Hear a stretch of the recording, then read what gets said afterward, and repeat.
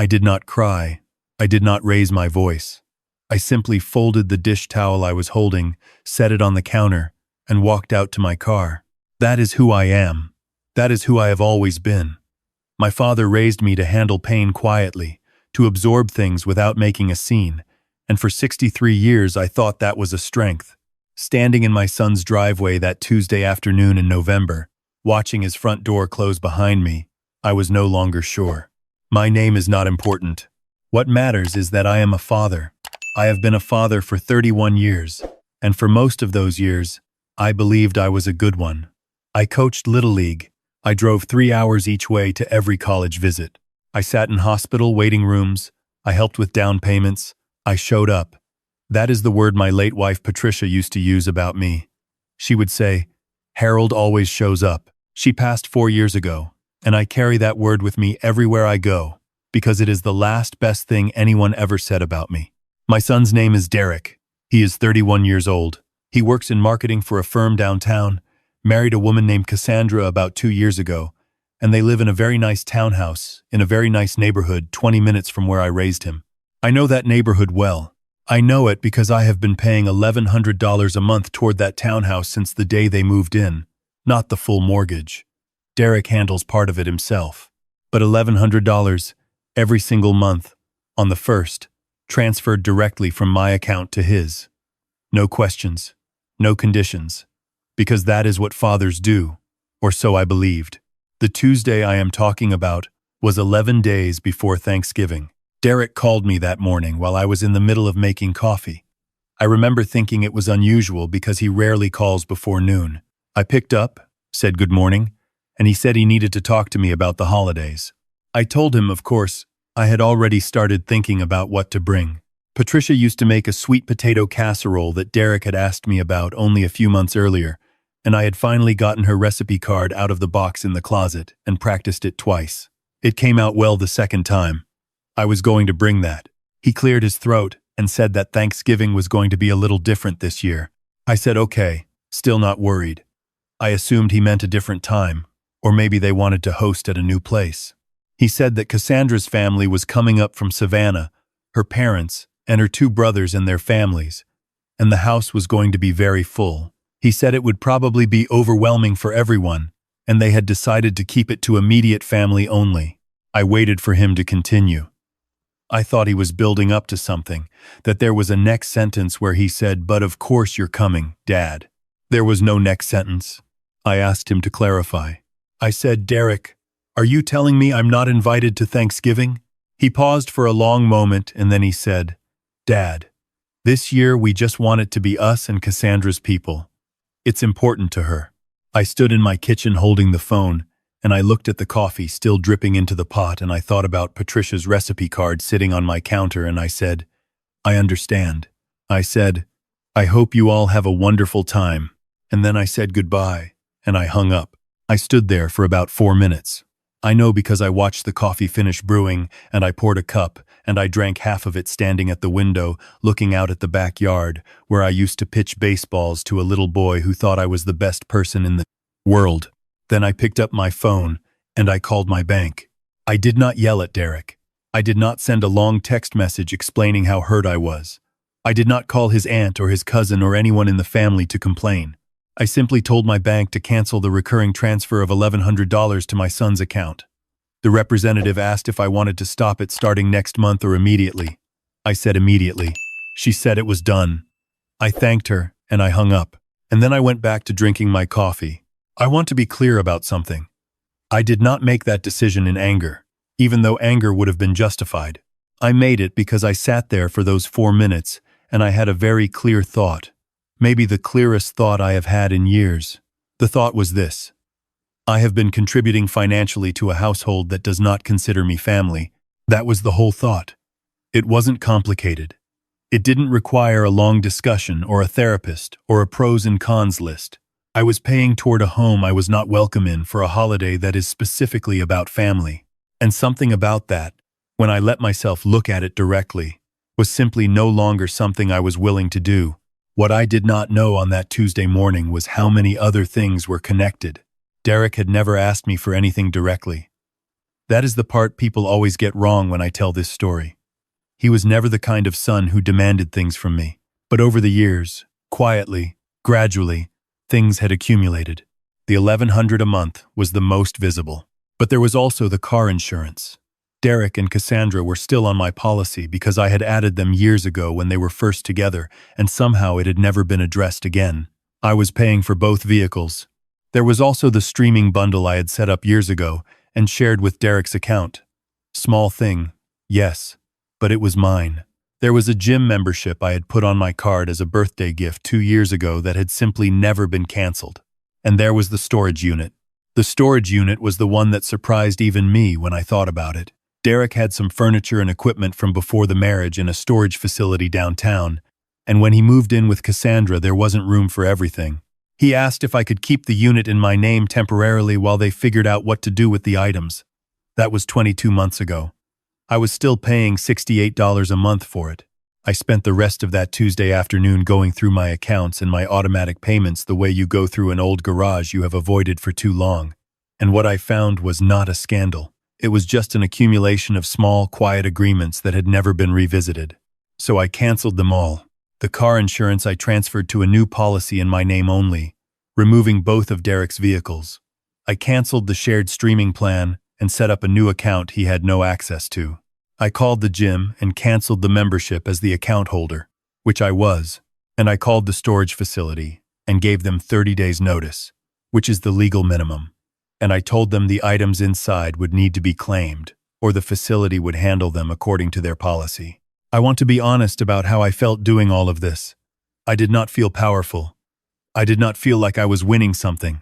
I felt tired in a way that had nothing to do with the time of day, the kind of tired that comes from finally acknowledging something you have been quietly carrying for a long time without naming it. I went to bed that night and I slept better than I had in months. The first call came Thursday morning, 2 days later. I was at the hardware store when my phone buzzed and Derek's name appeared on the screen. I looked at it for 3 rings and then I answered. He did not say hello.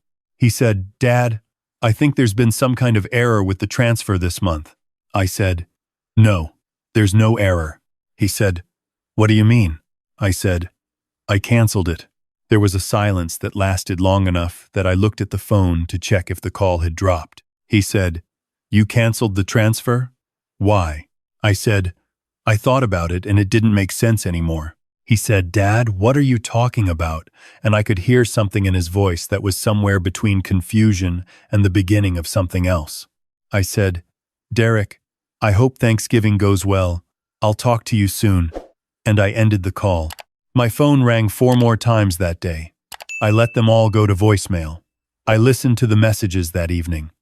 The first 2 were Derek, sounding increasingly unsettled, asking me to call him back. The third was Cassandra, which surprised me. She had a very even voice, and she said she wasn't sure what was going on, but she hoped we could all talk about it calmly. The fourth was Derek again, and the tone had shifted. He sounded less confused and more urgent, and he said the words I had been halfway expecting, which were that they needed that money, that it was already built into their budget, that he didn't understand what he had done wrong. I did not call back that evening. The next morning I drove to the diner I have been going to for 15 years and I had breakfast with my friend Gerald, who is also retired, and also a widower, and also a father of adult children who have given him varying degrees of heartache over the years. I told him what had happened. He listened without interrupting, which is one of the things I value most about Gerald, and when I finished he drank his coffee and said, "Harold, you know this is going to get louder before it gets quieter."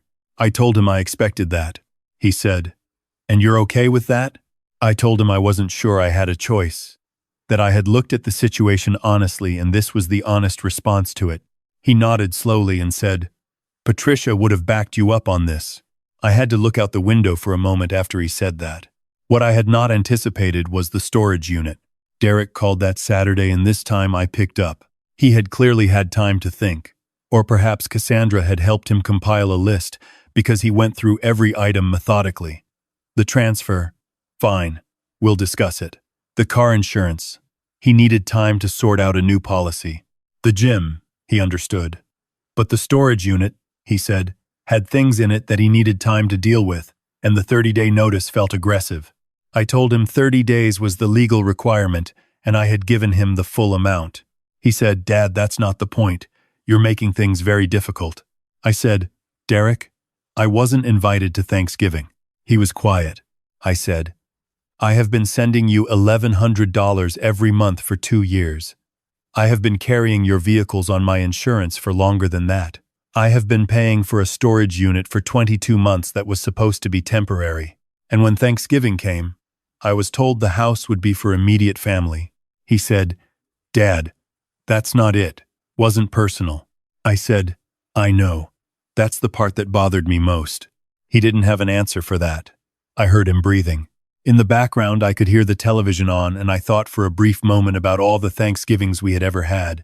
Derek little, and then Derek teenage, and then Derek grown, always at a table where there was a seat for me. I thought about Patricia's sweet potato casserole recipe card sitting on my counter, and I felt something move through me that I chose not to name. I said, "I need to go now. I'll talk to you soon." And I hung up. The 30 days on the storage unit ended on a Saturday in December. Derek had retrieved most of the items by then, but there were still some boxes he hadn't claimed. I don't know what was in them. The facility handled it according to their policy. Derek mentioned it once more, and I did not engage. That chapter was done. What I did not expect was my nephew. My nephew Marcus is Derek's cousin, my brother's youngest son, and he and Derek have always been close despite the age gap. Marcus called me on a Sunday morning, and he was careful and gentle in the way that people are when they have been asked to call and are not sure how to do it. He said he had heard from Derek, and he just wanted to check in, see how I was doing, make sure there wasn't something he could do to help everyone get on the same page. I told Marcus I appreciated the call and I was doing fine. He said, "Uncle Harold, you know Derek loves you, right?" I said, "I know he does, and I love him.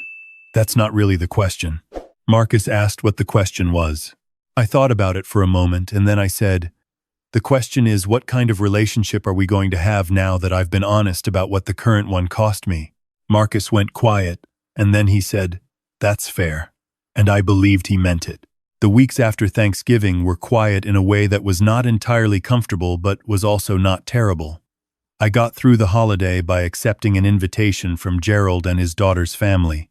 It was loud and warm and full of people I didn't know well, and I sat at a table that wasn't mine and ate food that wasn't Patricia's, and I was grateful in a way that had a little sadness woven through it, which is, I think, just what gratitude looks like when you're my age.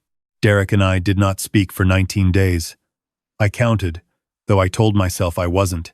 When he called again, it was a Wednesday evening, and the call was different from the others. The urgency was gone. He sounded quieter, more like himself when he was in his 20s and going through something he hadn't fully processed yet. He said he wanted to talk, not about the money, just talk. I said okay.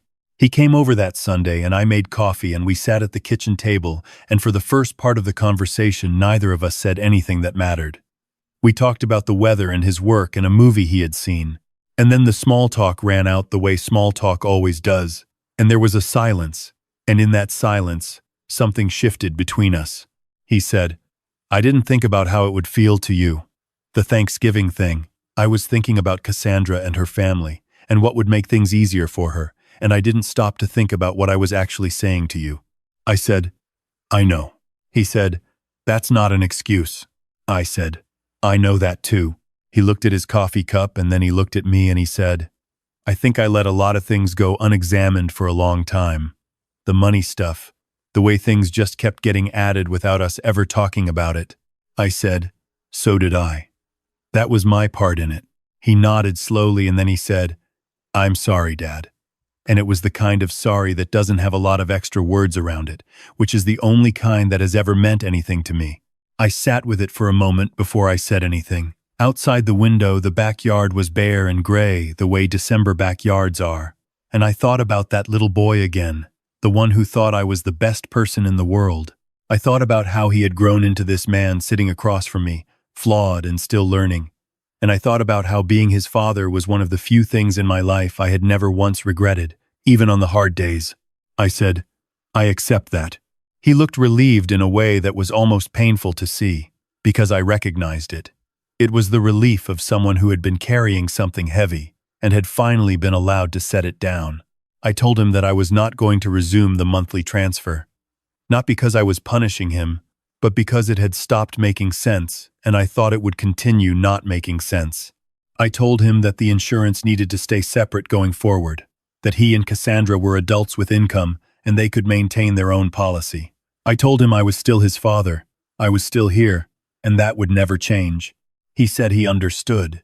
He said he was going to figure things out. I told him I believed him.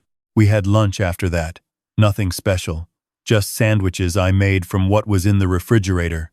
And we ate at the same table where he had eaten 1,000 meals growing up, and it felt different from how it had felt in a long time. Not resolved. Exactly. More like honest. Like we were finally sitting in the actual room instead of a room we had been pretending to be in.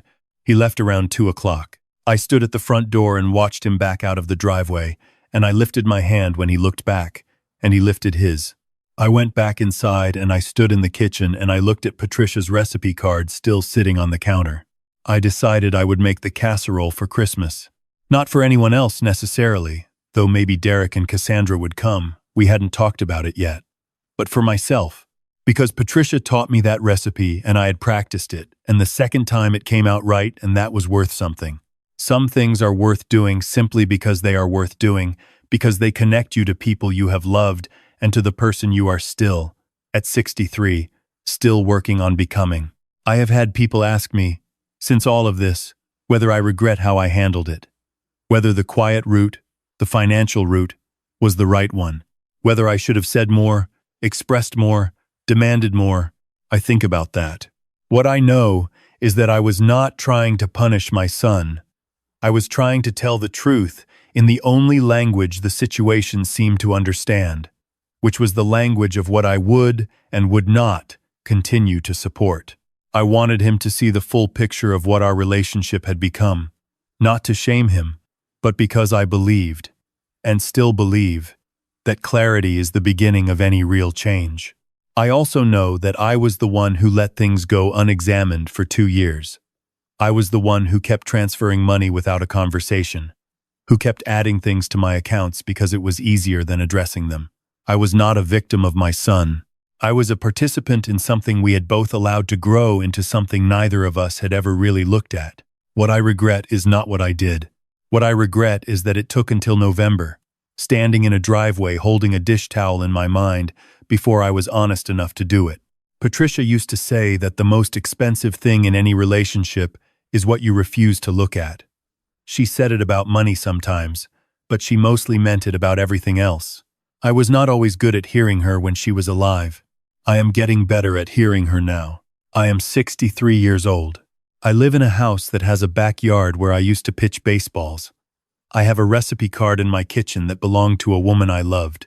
I have a son who is learning something that will be good for both of us in the long run, even if the learning was not comfortable. And I have, for the first time in a while, a very clear sense of what I will and will not do, which is, I think, something close to peace. If you are sitting somewhere watching this and you recognize this feeling, the slow accumulation of things you never quite named, the quiet agreements that grew into expectations, that grew into something you no longer consented to, I want you to know that it is not too late to be honest. Not brutal, not loud, just honest. It costs less than you think, and it returns more than you expect. That is all I have for today. If this reached you, leave a comment and tell me where you're watching from. I read every single one, and if you have your own story, I would genuinely like to hear it. Take care of yourselves. I'll see you next time.